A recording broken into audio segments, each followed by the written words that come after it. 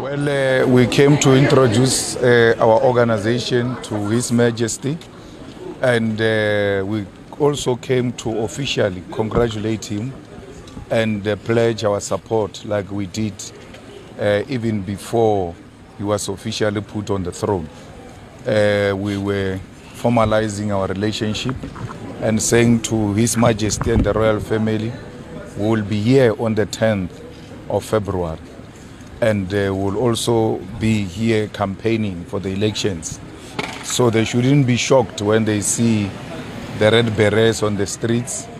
Izinduna and Nkomo must be briefed that there is an organization called the EFF which will be going up and down in the KZN.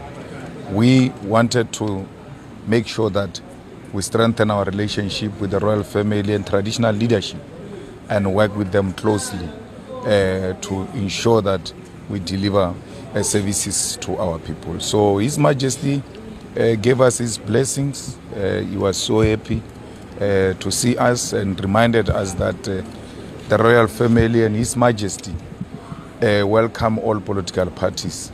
This is a royal family, this is a royal house. Any other political party should always feel welcomed, and we understand that, and we appreciate it.